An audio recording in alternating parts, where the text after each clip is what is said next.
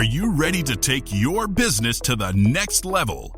Every day there are countless books and articles that are published offering the key on how to make your business a success. It's easy to feel overwhelmed trying to keep up and run your business. That's why Deb Creer created the Business Power Hour. Keep up on the latest trends, best practices, and techniques for how to make your business a success. Let the Business Power Hour do the heavy work for you. Good morning. Good morning. I am Deb Creer, and I am passionate about giving professionals the tools that they need to make themselves and their businesses as successful as possible. And I'm going to have so much fun today because we're going to be talking about my roots, the stuff that I love to do, and that's marketing. And I love it so much. It's what I've dedicated my career to. And so I love it when I get to talk with guests who are experts in this and truly experts. So please join me in welcoming John Gumas to our program today. Welcome, John. How are you doing? Oh, hi, Deb. How are you? Thanks so much for having me. Well, Doing great, by the way. Oh, perfect. Yep. So let me tell people a little bit about you, and then we will dive into this. So John Gumas is the CEO of Gumas, an award-winning full-service San Francisco advertising agency and the country's foremost authority on challenger brand marketing. John is also the author of 2 books, Marketing Smart and Challenger Brand Marketing, which describes how challenger brands can effectively develop marketing strategies to take on their larger and probably better financed competitors. So again, John, welcome to the program. Thank you, Deb. Well, I always love asking my guests how it is that they got to where they are today and how you discovered that this is your passion in life. So tell us a little bit more about that. Well, certainly. Well, I started out in the advertising business as a young man, a couple years ago. Yeah, 2 or 3. I actually have a passion for it. It was my major in college, and just loved it. But my first few jobs in big advertising agencies, I remember just being there, being in meetings, especially meetings with new clients, and companies would come to these agencies with great ideas, but they didn't have a lot of money to spend, right? Or they didn't have it in the eyes of the agency, didn't have a lot of money to spend in comparison to the big players in the market. So these agencies would just say, "No, sorry, we can't help you." And so this was going on for a few years, and I finally kind of dawned on me that who is servicing these organizations, these companies that have these phenomenal leaders, these phenomenal ideas, and I mean just market niches that I saw that were just ripe for the taking. And the answer was nobody. So with all that kind of fast forward, that's when I decided to launch my own firm, because I was always an entrepreneur at heart. So I understand entrepreneurship. I'm a massive fan of entrepreneurs. And I mean, every business is, all right, at the heart. It should be an entrepreneur. So I launched my own agency and quickly developed the methodology called Challenger Brand Marketing. We've trademarked it for many years. That's that we own it. And I'm proud that it's now a term. It's now a term in the market called Challenger Brand. Kind of like Zoom, right? Yeah, exactly. And it's kind of cool to have a term that you've developed, created, and trademarked, and it's yours. So that's what we do. So we work with companies that are up against either better financed competitors, better resourced in many ways. And that could be a larger sales force, that could be better brand recognition, and or most of the time, if not all the time, the competitors are spending more marketing dollars than these companies are. So the one thing about that is, you can't compete with someone, as you know, Deb. If you compete head to head with an organization that is out resourcing you in many ways, mostly money, you're going to lose. So how do you, so we've developed this methodology that allows us to really help our clients systematically grow a business when they're not the biggest spender in the market. Right. And I loved reading your book because you've got great examples in there, and one of the things that struck me is the fact that the little guy really can be successful. and they just have to go about it strategically. And that's the thing. We'll talk about, how you guys, how you work with clients and what your concept is. But you also pointed out that sometimes you can be the big guy. And if you get out of your lane and do something different, then you're all of a sudden the little guy.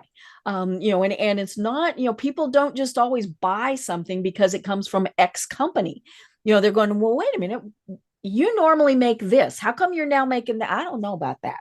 And so it really was interesting to hear how you define challenger. And it's just a great concept. Yeah, that is a misconception about challenger brand marketing. Mm-hmm. Avis is a challenger to Hertz. Right. Pepsi Mm-hmm. is a challenger to Coke, Mm-hmm. and it's not necessarily challenger brand marketing doesn't always mean small companies. Right. I'll give you an example. We were working with a company in the medical arena Mm-hmm. that was if I threw the name out, you'd know it, and it Mm-hmm. was a behemoth brand. Mm-hmm. They're the company that everyone is, challenger Mm-hmm. brands are up against. But they went into a new marketplace within Mm-hmm. the medical arena, Mm-hmm. and the market did not know of them being Mm-hmm. in this market. Mm-hmm. The market did not understand why they were going into this market. Mm-hmm. So they tried to market themselves using their typical methods, Mm-hmm. and it wasn't working. Mm-hmm. It wasn't working at all. Mm-hmm. So they reached out to us, Mm-hmm. brought us in, and we took them through. We have a process that we Mm-hmm. go through, and help them understand what it is they needed to do to think like a challenger brand. Mm-hmm. And we went through that, and fast forward a couple years, they're now number one in the market. Interesting. In a segment or in a niche that they could not enter on their own, Mm-hmm. because what they were doing in the traditional marketing sense just wasn't working. Mm-hmm. And they felt they could just kind of bully their way into this, Mm-hmm. because that's what guerrilla brands Right. do. Mm-hmm. And it just wasn't working. Mm-hmm. So you're right. It's not always the tiny company. Mm-hmm. It's challenger brands typically fall within the mid-size Mm-hmm. company and also smaller. Right. But the big guys and gals Mm-hmm. can also find themselves Right. in that situation as well. Right. Yeah. One of the examples you used in the book would be if, say, Nike decided to start offering a sports drink. We're all like, no, you do shoes. And even if they bought, a big sports drink company, we still would be going, no, you do shoes. And so, that's, I think, what is so interesting about this is, we see companies that do that all the time. The big guys will think, oh, let's go here now. Oh, let's go there now. And I think we saw that in COVID when they went, can't be doing what we normally do. So what are we going to do? But, that what's also interesting is that the gorillas, as you call them in your book, the big, 1,000-pound gorillas who have, all the oomph, all the product recognition, name, money, all of those things, they often don't even pay attention to these little upstarts because they think, well, we're the big dog on the block. We've been forever. So, what happens when they figure out, wait a minute, we got somebody gaining on us? Yeah, that, and the Nike example is a good one. And I always thought, well, maybe if they were going to have a sports drink, maybe they should make it shoe flavored, Mm-hmm. that way, it Right. connects to their brand. Mm-hmm. That's where the drums come in at this point. Yes.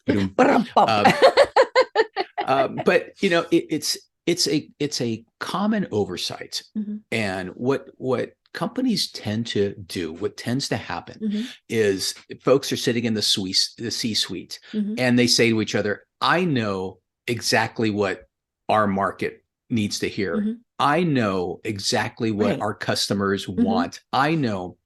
Well, the I know or the I think, Mm-hmm. whenever you add that to the beginning of a sentence, Mm-hmm. that to me in the challenger brand world is the most dangerous Mm-hmm. position you can Right. ever Mm-hmm. take. Because I can guarantee any company, unless they've gone through a very specific process, Mm-hmm. don't know. Right. And our market, their market, the world is changing. Mm-hmm. And we as consumers are changing. So we as consumers are so smart now. We have so many resources at our disposal. We can check anybody, and we make decisions now for different reasons. And the one thing about current consumers, and I'd put you and me in that category, we do not want to be sold to. Right. Right. So the moment somebody tries to sell us something is the moment we start losing a little bit of trust. They start losing their credibility. They start losing their believability, and they start losing their brand comes into question. So the challenge brand marketing is really a lot of things, but one of the things that it does, it's this concept of selling without selling. And how do you sell without selling? Right. And that's the critical part. But before you do that, you really have to learn a lot about who your customer is and what they want. Right. Well, speaking of that, you do have a 5-step process, and the first part is discovery. So let's talk more about each of the 5 steps and kind of, detail what is in that.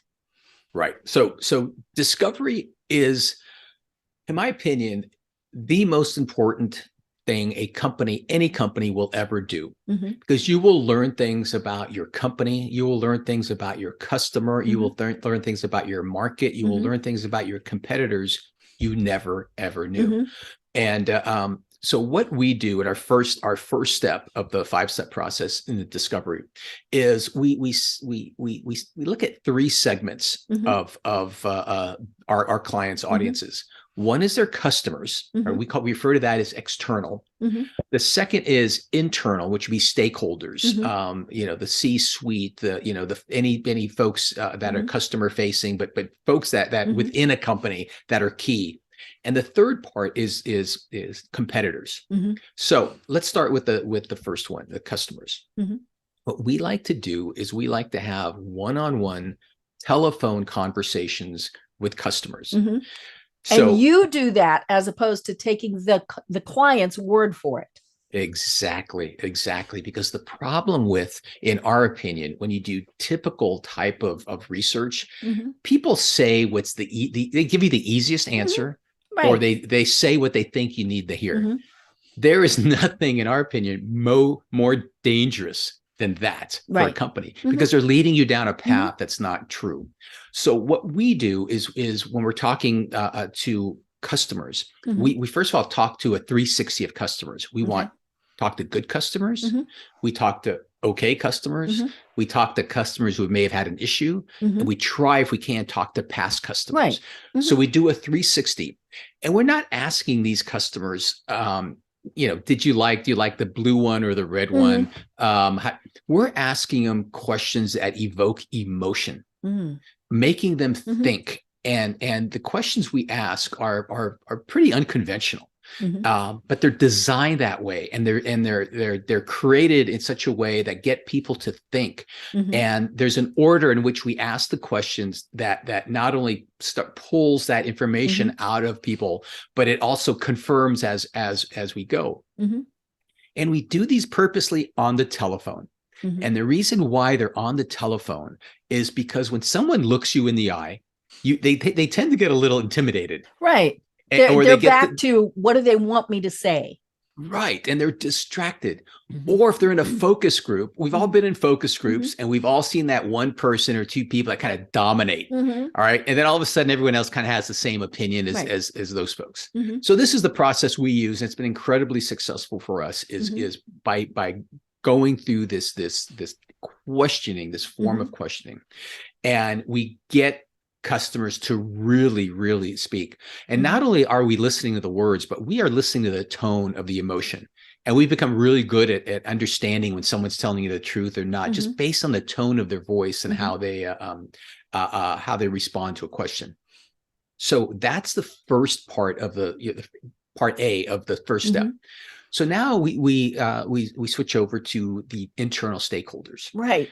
Those are really important people that usually get overlooked. Exactly. Because, when it comes to building a brand, you never want to create a brand that is not the essence of who that company is.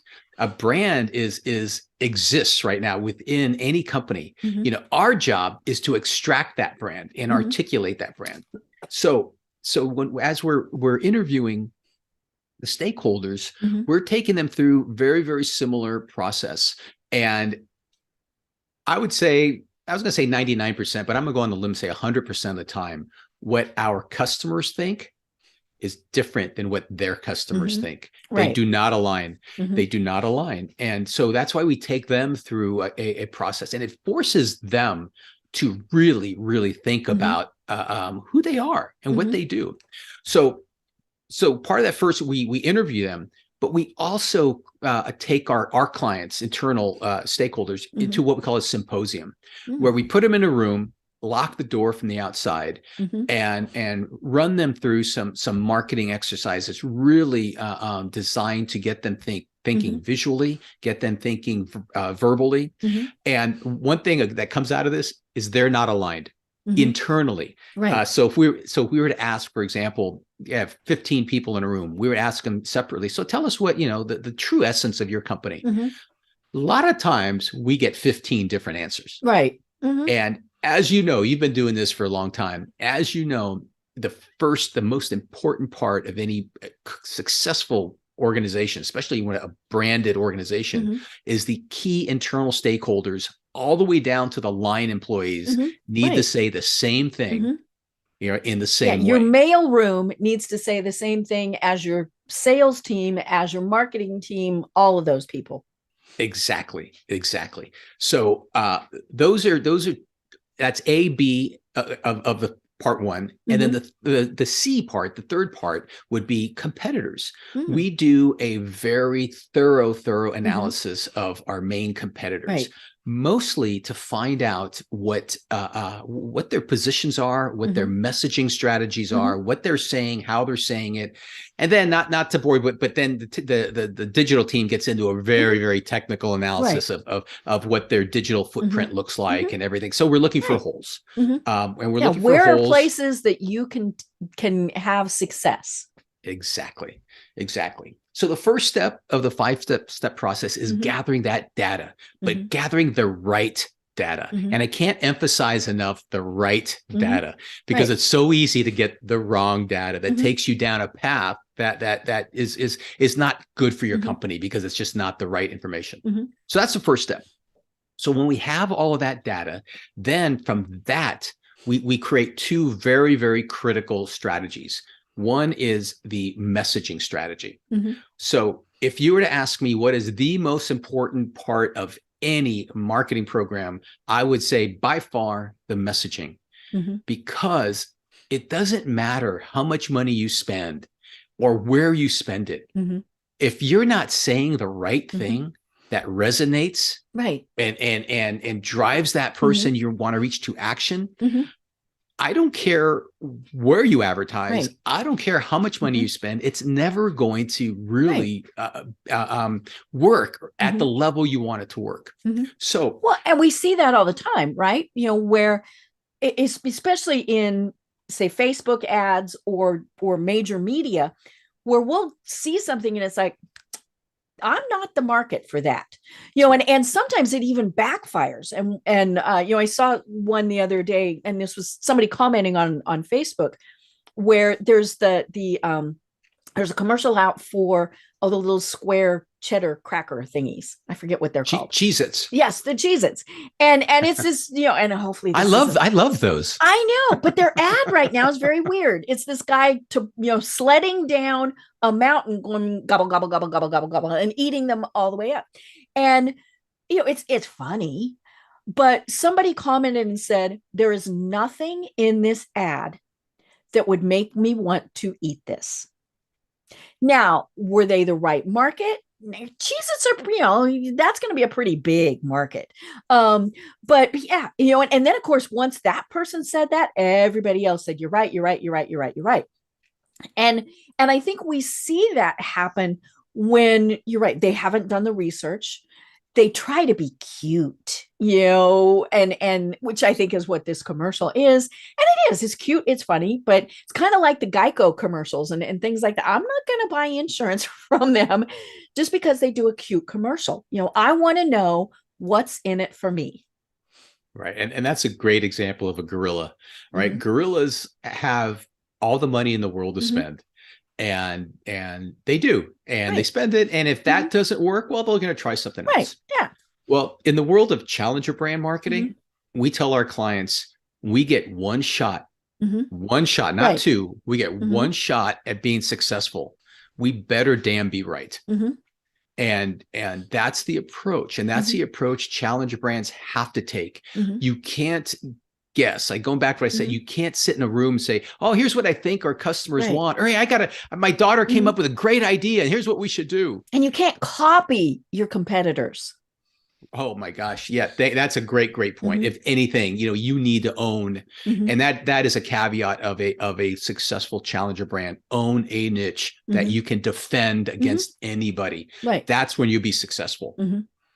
So, so we go through this 5-step process. The first step was the discovery, mm-hmm. and the discovery is when is what comes out of it. Mm-hmm. If you do the discovery right, the strategy, what mm-hmm. we call the go-to market strategy, it just flows. Mm-hmm. Flows, as well as the messaging, mm-hmm. which is, again, the most critical mm-hmm. part. It flows and becomes mm-hmm. so natural. Because going back to what I said earlier, is a brand, a message has to speak mm-hmm. to the essence of the organization. Mm-hmm. All organizations have an essence. All mm-hmm. organizations have a brand. Mm-hmm. And that just naturally mm-hmm. is created. So you need to identify that, and mm-hmm. folks like this need to articulate that versus mm-hmm. create something that is not who mm-hmm. they are.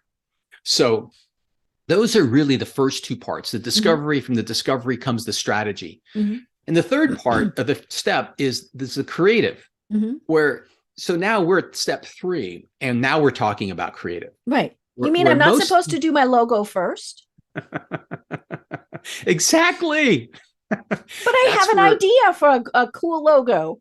Yeah, what do you think of that? I drew this while I was having cocktails at the other night. Mm-hmm. Yeah, that's dangerous. Mm-hmm. And and with all due respect to all the folks who have done that, mm-hmm. it's dangerous. Right. And so now our process of visualization of a brand mm-hmm. doesn't come until this third step, mm-hmm. because we think that the research and the words, mm-hmm. the articulated words mm-hmm. are more critical mm-hmm. than the visual. Right. And they'll drive the visual. Mm-hmm. Exactly. So then the visual, it's everything from your logo all the way through mm-hmm. to your website, your collateral mm-hmm. materials, all the way down to what salespeople mm-hmm. use to consistently present the brand and the message. So the creative is the third part. The mm-hmm. fourth part is, now we have all these things in place, mm-hmm. right? We have our strategy, we mm-hmm. have our creative, we have our messaging. Mm-hmm. Now the go-to market mm-hmm. plan. How do you get this out? How do we like to look at how do you surround the market? Mm-hmm. Where do you go? Mm-hmm. I can't tell you how many times people or companies come to us and say, okay, I'm ready. I want to do social media. How do I do social media? Well, whoa, time out here. This is not about social media. This mm-hmm. is not about running ads on, TV and radio mm-hmm. and connected TV or whatever mm-hmm. it is you use. It is not about that. Mm-hmm. It is about understanding the resources you have, mm-hmm. typically in the form of a budget. Mm-hmm. And we work backwards. So mm-hmm. the idea is, how do you maximize what you have? Mm-hmm. So the process is not, I'm going to create the perfect marketing plan. Mm-hmm. Well, I've been doing this almost 40 years. I have yet to meet the client, and some big ones mm-hmm. who have enough money to do the perfect marketing plan. Right. Geico and Cheez-Its, they probably mm-hmm. do, mm-hmm. but our clients don't. Mm-hmm. So the process is not about creating the perfect marketing mm-hmm. plan. The process is about creating the perfect marketing plan for the resources we have. Right. And many times that means, initially we can't do this or we mm-hmm. can't do that. Right. We will eventually, mm-hmm. but right now we can't, because the idea is to systematically grow a challenger brand. Mm-hmm. So think of a staircase or a ladder. You're mm-hmm. starting at the ground. Mm-hmm. Your goal is not to jump to the 10th step. Mm-hmm. Your goal is to get to the first step. Right. because from the first step, you can get to the second step. Mhm. From the second step, you can get the third, Mhm. fourth. And what that also does is, one, it's a realistic approach, Mhm. but it's a very safe and conservative but smart approach, because you're not throwing money away. If something doesn't work, it's gonna work at a small Right. level. So it's a systematic approach Mhm. to how you create a go-to market plan. And for example, our digital team, and nowadays 90% of this is in the digital sphere. Mhm. All right. It's in the digital arena, Mhm. and which we love because we can measure it. I mean, Right. we literally measure our clients' campaigns Mhm. hourly, Mhm. daily, weekly, Mhm. and we adjust and optimize to Mhm. make them better, better, and better. Mhm. And digital, as you know, is so wonderful at that. But it's changing too. So our job is to always be kind of in front of the changes. Mhm. Google changes their algorithms, Facebook changes theirs, Mhm. and it's always being in front. Mhm. So you can always keep your clients moving Mhm. forward. Right. And I think one of the things that we see probably every year is somebody who spends their entire ad budget on a Super Bowl ad, right? And because you want to be seen there, you want to be seen during the Super Bowl. Everybody watches the Super Bowl for the ads. Well, not anymore. I mean, they all get released early and we ooh and ah over them. But they're not thinking about so many of the parts, that you get during discovery and strategy. Are you even selling something that people who are watching the Super Bowl care about? And if you are, well, okay, that helps. But yeah, every year I see at least one of the commercials, which we know are millions of dollars by the time you do everything. And it's like, oh, they could have done so much more with half of that if they had an effective strategy, and then and design, and then if they executed it properly, because it might be cute, it might be fun, it might hit all of those other buttons, but they didn't execute it correctly. Yeah, you're so right. And nothing against Super Bowl ads. They certainly have their place for the Right. right company. Yeah. But And they we all are know kind of Budweiser is going to hit it out of the park, right? exactly. And and we look forward to watching Mhm. those. We look Right. forward to watching those, but those are established brands that we Mhm. know. Mhm. But challenger brands need to look at this a little differently in that, okay, let's say it costs $3 million to run a 30-second ad. What can I do with that $3 million over the course of a year? Right. And the analysis should be one of ROI, Mhm. because this whole approach, I mean, if you were to ask me what we do, I won't tell you we're a full service branding and advertising agency that specializes in challenger brand marketing. That won't be my answer to you. My answer is, we're here to help you grow a business. We're help you to build a company and take it to where you want to take it. That's our job. We use this marketing stuff, right, as our tools. Right. But that's the approach. That is the approach that companies need to take, that this is designed to help you grow a company and take it to the level you want to take it to.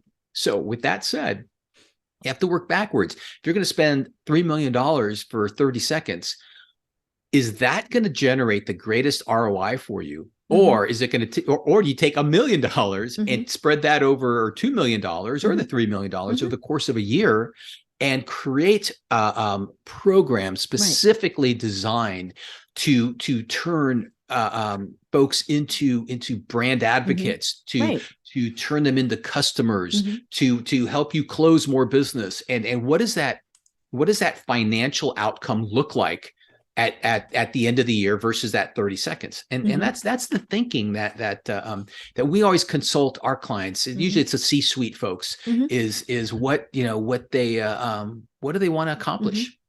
Right. And it is, like we've been saying, you have to have all those other pieces in place. You have to know who you're trying to reach. One of the things that I'm always harping on people about is to find their niche. I've told this story several times on the program. Was at a networking event, and we had to go around and give your 30-second spiel, which is part of what you talk about in your book. And we all should know what that is, and it should be very well developed, and all of those various things. And got to her, and she sold skincare products. And so she in essence said, Her target market was everybody because we all got skin, right? But, none of us could think of anybody to refer her to. And so, I talked to her and several other people talked to her. And we said, okay, now your audience is not everybody. Aside from anything else, it was a fairly expensive product line. So that was going to eliminate quite a few people just right there. And, and what she came down to, and it was so cute because she comes to the next meeting and she said, I sell a product for 16-year-old boys who have acne. And we all went ding, ding, ding, ding. And now you might know a 17-year-old girl or something like that. But the second she honed in on what that target was, then we could refer somebody to her. And there's one of the big companies right now that is doing the opposite of that. It is the, hey, our product is for everyone. And it's like, no, it's not. It's an expensive cosmetic line that not everybody is going to buy. And they're wasting, in my opinion, their money and their resources by saying, hey, this is for everybody. I couldn't agree more. And that is one of the cornerstones of challenger brand marketing is to identify a niche that you can own and defend from anybody. Right. And that's it. And that niche, it doesn't matter how small it is, because I guarantee any organization, if they can own a niche, own it and defend it, they will be incredibly successable. Right. And you can grow into other areas, but get that one or two down first. Absolutely. It's, we refer to it internally in our company as you need to be famous for something. Right. And people tend to say everything to everyone. Right. And that comes down to the messaging. Okay. The messaging, because we all as humans now, our attention spans are so small. Right. So for example, let's just take a website. We refer to a website as you need to get through the 7-second rule. I love that. That was great information in your book. Yeah, you have 7 seconds to tell somebody that they're in the right place and there's something in it for them. Otherwise, they're leaving. And if you don't do that in 7 seconds, then you've lost that prospect that you've spent so much money to try to attract. And though if you convince them in 7 seconds, then they'll dig deeper. And people tend to describe their company in very verbose ways. And it's my favorite quote from Mark Twain. And Mark Twain once said years ago, said, I would have written you a shorter note, but I did not have the time. So it's easy, right? It's easy to say everything about your company. It's really hard. Our skincare product is for everyone. Right. But it's really hard to say it within a few seconds. And then within those few seconds, and let's say, we talk about an elevator pitch. An elevator pitch is really a valuable piece of messaging for companies. And in our approach, there's 4 questions a company needs to answer in their elevator pitch, right? Who are we? What do we do? What makes us special, our niche? And what's in it for you, right? The person I'm talking to. Right. And that last part, it's amazing how many elevator pitches just kind of forget that part. Because what I've got is so wonderful. Well, you just want it. Yeah. And it's the so what factor. Well, you're a great company. So what? What's that mean for me? So when companies are creating that form of messaging, which you're right, 30 seconds, 45 words is maximum is what we recommend. Once you have that messaging in place, then it kind of, it comes down to, the shortest form of messaging, which is a tagline, right? So you go from an elevator pitch to a tagline, and there's other, value statements, positioning statements, all those in between. But a company has to have that messaging in place, but they have to create it through the process that we described earlier. And that is, you're speaking to your customers, speaking internally to your stakeholders, doing a competitive analysis to make sure that you identify a niche that nobody owns and you can take over. So you're right. It's if you say everything, you say nothing. And so many companies just think if they just spew out everything that they do, that someone's going to find something. Well, we would argue that nobody is going to find nothing if you do it. Because we need something to focus on. And that's the thing. If I can't pick out that, if this is for 16-year-old boys, then my brain goes, I know everybody with skin and right. So I'm curious, what's your 30-second pitch?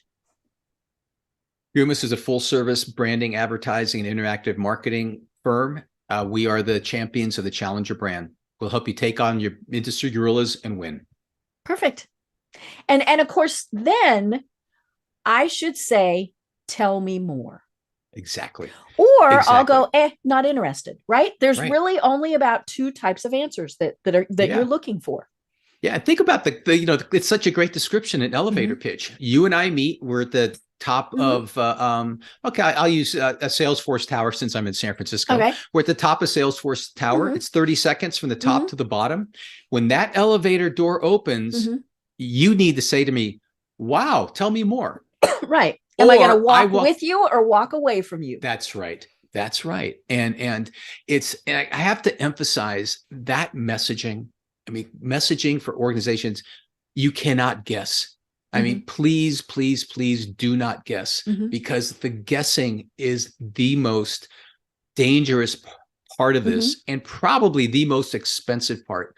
Because when your messaging's not right, you don't realize it till 6-12 months down the road. And you go, wow, you know what? My marketing's just not working and I don't know why. Maybe I need to start using Facebook, or maybe I need to start using more video, or maybe, well, no, I would argue, no, whoa, time out. It's not the vehicles you're using to deliver. It's the message that it's not resonating. And the creating messaging that resonates is something that you have to go through a process, asking the right people the right questions in order to truly understand that. And 99 to 100% of the time, it's not what you think. Right. And in our world, right, you can be off that much, and that's enough for it to not be successful. Right. Because then they're going to go to the one who is. Right. We like to think we're unique, but we're not. Every once in a while there is something that you and I are pretty much the same age. Pet rocks.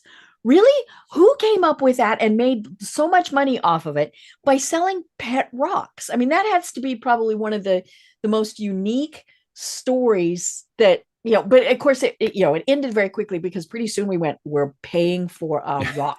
Right. But part of what they had in there, and you talk about this in your book, is telling the stories also. And I think so many companies forget that. And one of my favorite brands, and I can't believe it's not butter, I think is the brand, where they went for years, and this was probably back in the 80s. And you only saw the hands and the tub of butter.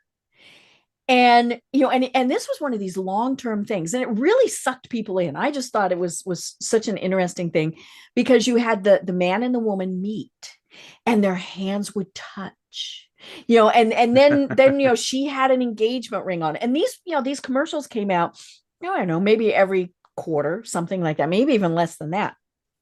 And then, of course, we had baby hands and all of these. And it didn't have anything to do with butter. No.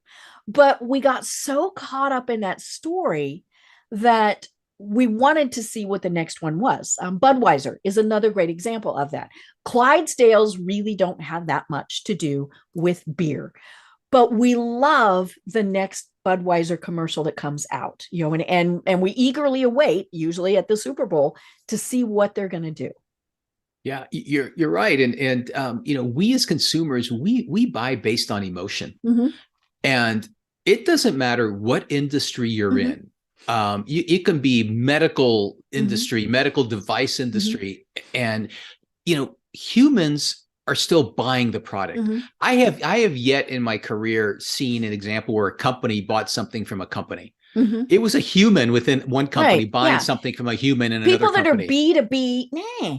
Yes, there's still a person who is saying, yes, we're going to buy that, or no, we're not. Exactly. So you can't allow that. If you're in the B2B space, you can't allow that to really take over your messaging. It's still emotional. And I'll give you an example of a client that we still have for many years that is in the medical industry, medical device industry.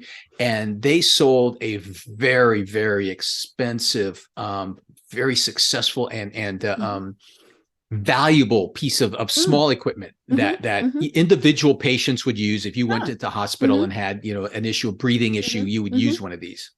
So very, they're still a challenger brand. So what started happening was these cheaper knockoffs were starting to come into the marketplace, and hospitals, the procurement people they're very would look budget at, conscious. yeah, I could pay you this, or I can pay half for this other product. So now all of a sudden it was really biting into their sales, biting into their market share significantly. So what do? And the way they were selling up to that point was, here's the technical features of this product, Mr. Doctor, Mr. Ms. Mr. Therapist, Ms. Therapist. Here are the features of our product. Well, the features weren't strong enough when it came, but I can. This company's saying it's the same thing, but it's half the price. I'm just going to buy it from them.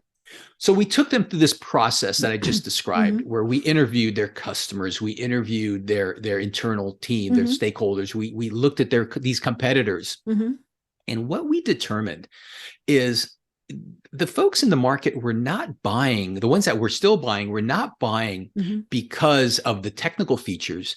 They were buying because of the impact it made and the lives it saved. So it was a complete turnaround over why people were buying this product.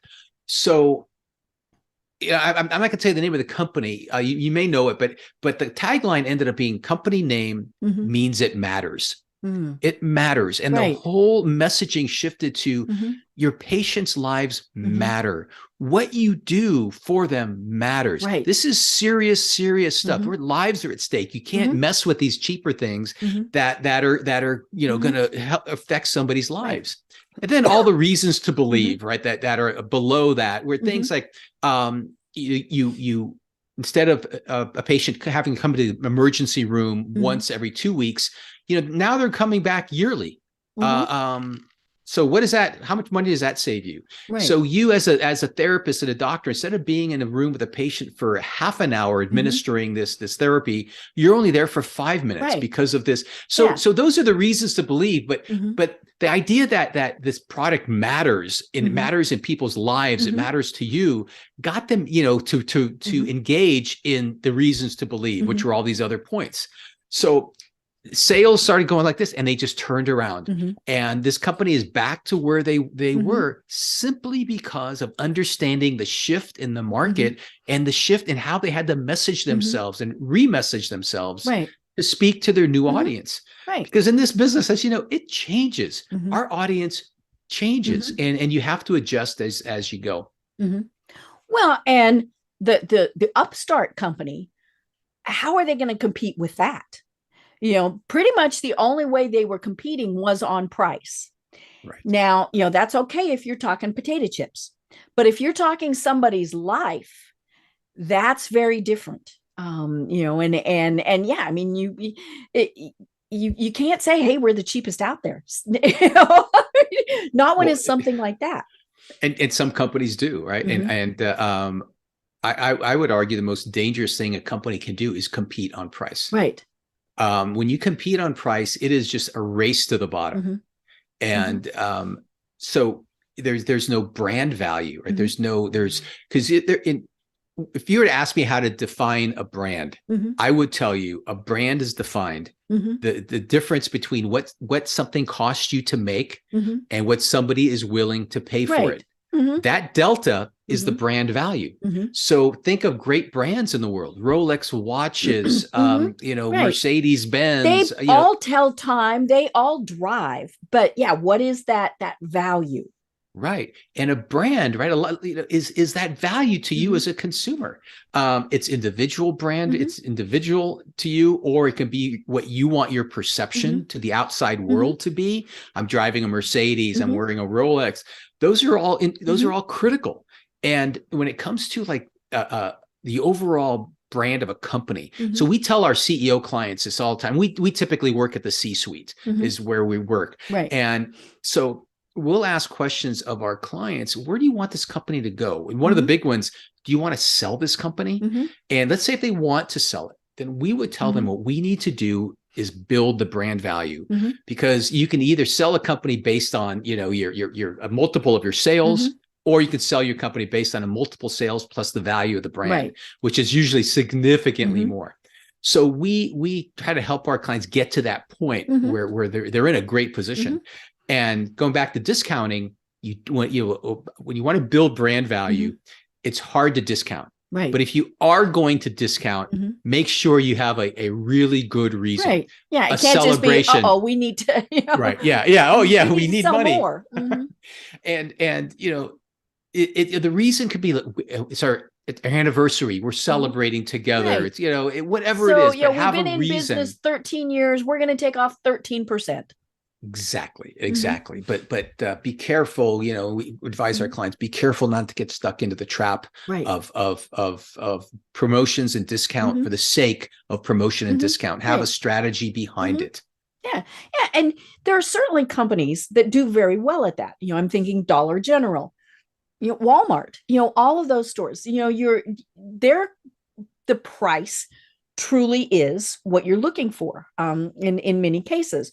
But they're still saying, hey, we've got high quality items, all of these various things. And of course, the thing about discounting is, if you've sold at the full price, and then that person finds out, hey, if they had waited a week or even just asked for it, you would have sold it to me at a bigger discount. They're not going to be happy. That's right. No, you're absolutely right. So, Mm-hmm. the concept of promotions and discounts is a strategy amongst itself. Right. And the companies need to tie that into their Mm-hmm. brand to make Mm-hmm. sure they are not, reducing Mm-hmm. or eroding their Right. brand value when they Mm-hmm. do that. Mm-hmm. Right. It's funny, as the whole price thing is such an interesting issue, and I've got it going on right now as we are talking. We want to put a deck on our house, so we got 3 bids, and one of the people said, "Tell me what the lowest is, and I'll beat it." He didn't want to know anything else about the project, now, I did send him some pictures and things like that, but he wasn't going to visit. It was just, tell me what they say and I'll just beat it.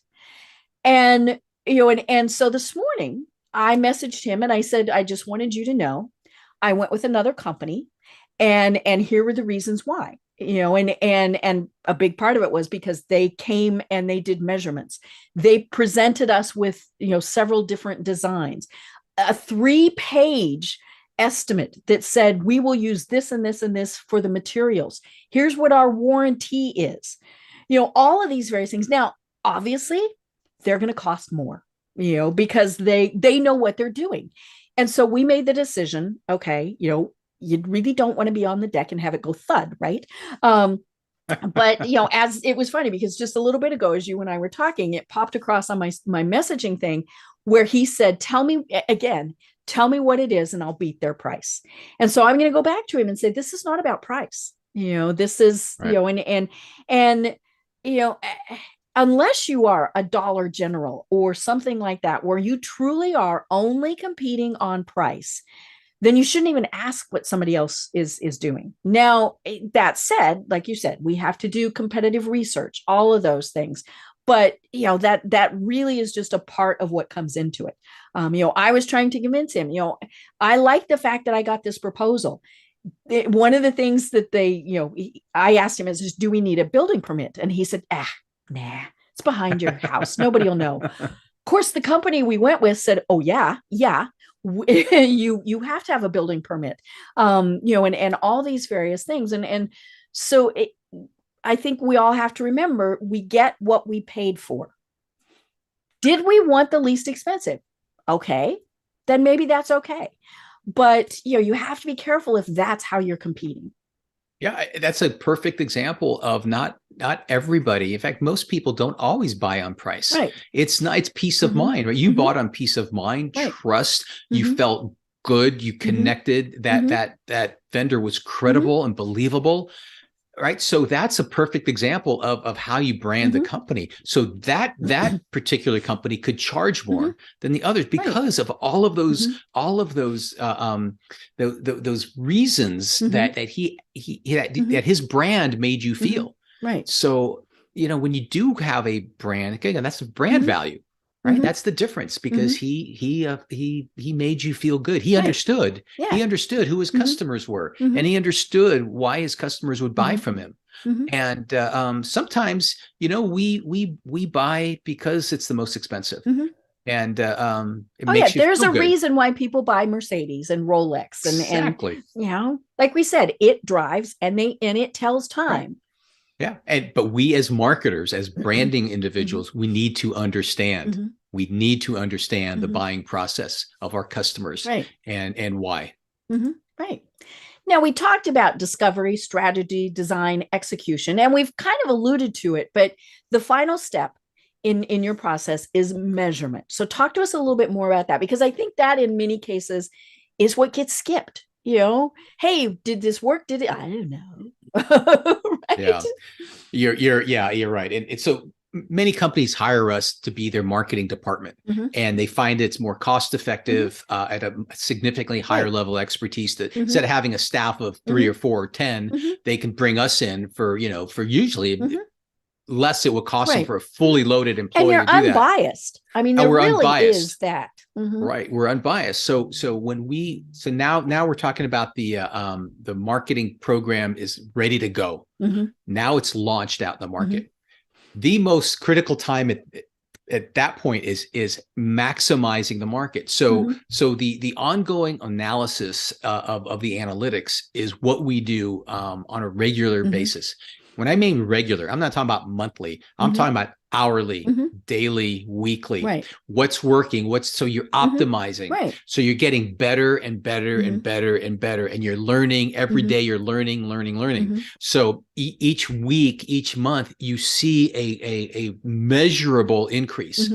And if we can't show our clients a measurable increase based on the KPIs that we've outlined, and KPIs are more than sales, right? Typically, sales is like the most obvious, but it's so many others. And it's penetration and so many others that we insist on our clients measuring. So it's that process of growing a company using the marketing strategies that they're currently engaged with. Right. And the reason you have to do it so often is if something isn't working, you need to fix it. You need to figure out, okay, why is it not working? Because there are times where, if you wait, then you're screwed. It has gone too far down that line, whether it's, we've spent all of our money, or we've, invested too much in this product, all of those various things. And if you had just been checking all along, you could have possibly and probably gone in a different direction. No, exactly. You look back, right, when I first started in this industry, you had, what we refer to now as traditional media, right? You had TV, you had radio, newspapers, you had, billboards. And I go back to, Mr. Wanamaker from, I guess he was the department store in Chicago that would say, I know 50% of my advertising doesn't work. I just don't know which 50%. Right. Well, fast forward to now, to today, and it's daunting for many advertisers, many clients, that all of the different options that they have, and the change that is occurring, and the new things that are happening or being introduced. But it's a wonderful time to be an advertiser, because we know that other 50% that doesn't work. We can tell you within, within hours, if not days, what it is, so we can adjust. So that's the exciting part of today's digital advertising.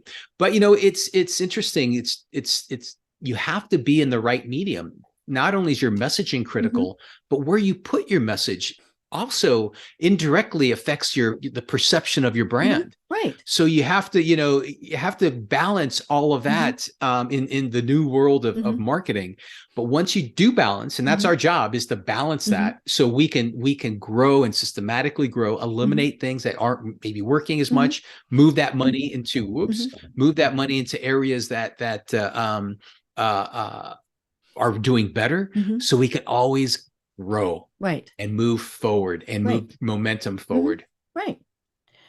Well, oh my gosh, we've only got about 5 minutes left, and the one big elephant in the room that we didn't talk about was, what happened during the pandemic.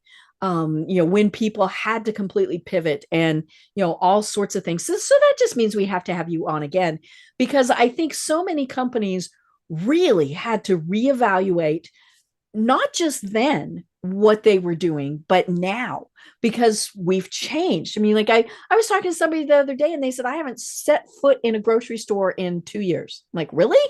And he said, yeah, I like it so much to just have stuff delivered. Now, I'm one of those go up and down every aisle person, all of those various things.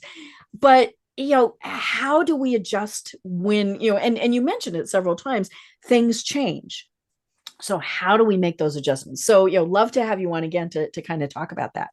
Oh, I have a bunch of ideas and real examples for you then. Yeah, but you're right. This world, right? This the world of marketing, branding, the business world is changing. And if you're not looking forward and adjusting to those changes, you will get left behind. Right. And it scares a lot of folks, but it's the new world. And all companies have to do that. And it's something that we do on a weekly basis is help our clients adjust to change and take advantage of trends and do all of that while still maintaining the core of who they are, the core of their brand, the core of their message, and truly understanding who they are, not going outside of that, but adjusting to the market shifts and turns. Right. Yeah. Those who are putting everything that they have in, say, TikTok right now, you might want to be pulling your money out, folks.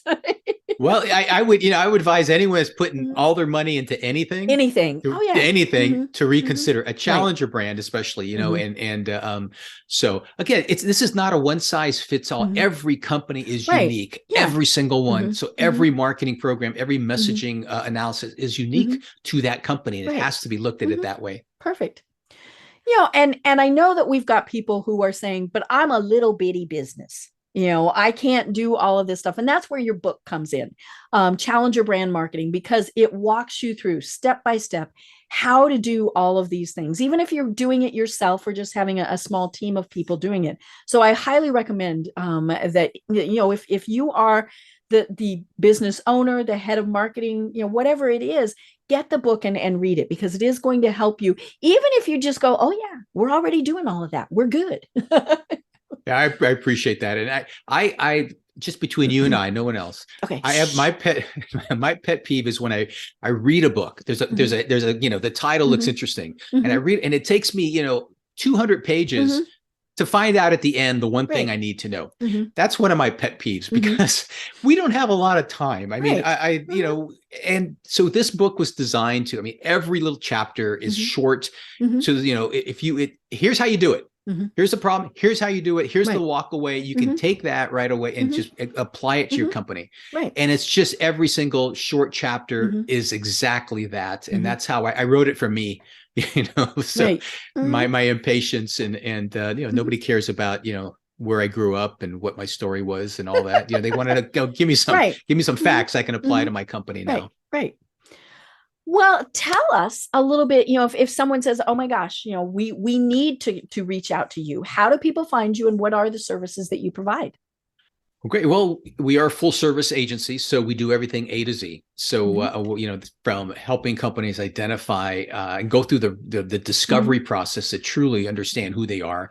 From that, create the messaging based on those facts, create strategy. So now you have messaging and strategy that resonates, differentiates you from your competitors, and is also true to who you are.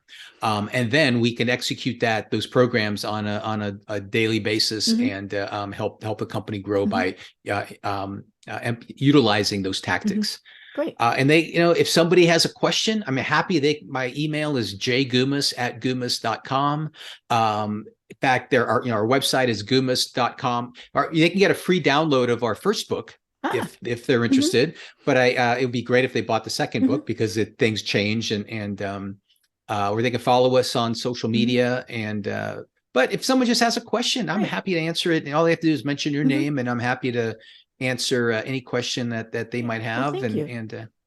Well, and you've got, like we said, you've got great resources. You've got a blog that goes through a lot of different things. So, I encourage that. And it's gumas.com. Correct. So I want to make sure that people have that. gumas.com. Yep. I love it. Well, John, this really has been so much fun. And I can't wait to have you on again because, like I said, we've just scratched the surface on all of this. And I get a kick out of talking about all of this. But until then, do you have any final thoughts that you want to leave everyone with? Yeah, I would just say, please don't guess. What you perceive your customer to need to hear you say is most likely not accurate. And I say that more from a friendly perspective. And because we see it all the time, the assumption that I know, the assumption that I think I know is the most dangerous thing a challenger brand can do. And so until you get that perfectly aligned and you're not ready to market, or you're never going to reach your full potential in marketing if your messaging does not align with what your prospective customers need to hear you say. And that would be the one thing I would implore everybody to be careful of. I love it. Well, I'm Deb Creer, and I've been having so much fun with our discussion today, talking with John Gumas. And until next time, everyone have a great day. Tune in for our next program for even more trends, best practices, and techniques for how to make your business a success. The Business Power Hour, hosted by Deb Creer, is proud to be part of the C-Suite Network.